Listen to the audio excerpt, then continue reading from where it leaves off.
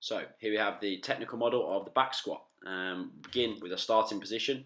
As you can see, we're in full spinal extension. Elbows under the bar helps to encourage that, so driving the elbows forward maintains thoracic spine. Full hip and knee extension. Feet approximately shoulder width apart, although this will vary based on sort of individual anthropometry of the athlete, whether they've got slightly anteverted, retroverted hips. That's going to affect the sort of position they find the most comfortable.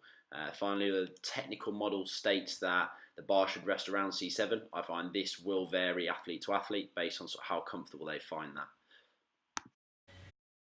As we begin our descent phase, you can see I've frozen the clip here.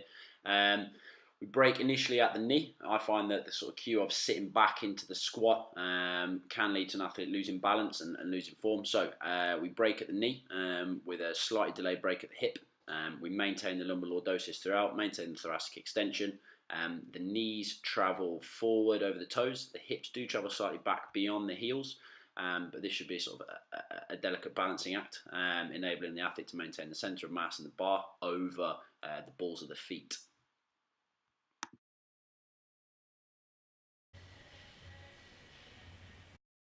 So now we've fully descended into the bottom position, and again, this for me is the most crucial part of the squat. So technical points. Throughout the descent, we must maintain sort of abduction at the hip, so the knees travel over the feet. We don't want any sort of valgus stress going through the knee. We don't want any inversion of the hip.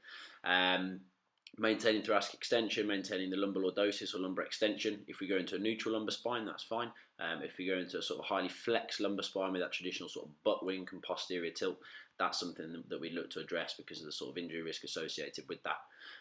As you can see, thighs are parallel with the floor or just below. As long as the hips go below the knees, then I'm happy. And again, as described in the UKSCA technical model, that is what sort of separates a squat from what is not a squat. Knees are forward over the toes. Eye line is straight ahead or slightly above neutral. So again, that just for me just helps to encourage that thoracic extension, staying away from a sort of flexed position. And again, the centre of mass of the barbell has stayed over the sort of balls of the feet or roughly just in front of the heel. So now we've hit the bottom position of the squat, we look to address the ascent phase. So as we begin, hips and knees extend simultaneously to encourage the pelvic girdle and the shoulder girdle to rise simultaneously. If we have the hips popping up and back before the shoulders, then we end up with sort of a lot of lumbar extension, and that's what drives the ascent phase. Whereas if we encourage the maintenance of a vertical or close to vertical torso, extended spine, and simultaneous hip and knee extension, again we maintain our centre of gravity, maintain our shape, and that's what a good squat looks like. So as you can see, ascend back into starting position, and again that completes our squat. So here, if we just see another couple of reps completed for good measure, again, simultaneous hip and knee extension, maintain the torso, go along parallel with every rep.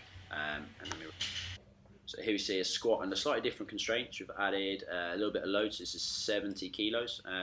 Again, you can see initially driven by sort of knee flexion, maintaining our thoracic extension, elbows in the bar, lumbar lordosis, and if anything, we're in sort of a little bit more lumbar extension here than we were in the first example under no load. You can see again, very similar bottom position. We're going beyond parallel. The hips go well below the knees in this example. We maintain elbows under the bar. We maintain our centre of gravity, the centre of mass of the barbell over the heel or the ball of the foot. And the extension of the spine is maintained. A little bit less forward knee travel in this example as we sit slightly further back into a box squat. But again, for me, the coaching points are very similar. And the squat itself looks very similar. Back into the ascent, back to the starting position, forceful extension simultaneously at the hip and knee. So here I've got one of my athletes performing a squat. This is much closer to sort of a near maximal load. So we see a couple more compensatory patterns kicking in. The individual in question here actually has much more limited dorsiflexion, I think primarily due to footwear. So you see a little bit more forward lean. The elbows shoot back a little bit, but again for me, the sort of main coaching points and the main positions of the movement are spot on. You know, he's going below parallel, he's maintaining a neutral spine, lordosis through the lumbar spine. Again, obviously he loses some of the thoracic, but we're happy with that. But again, hits the main sort of positions and he hits them well.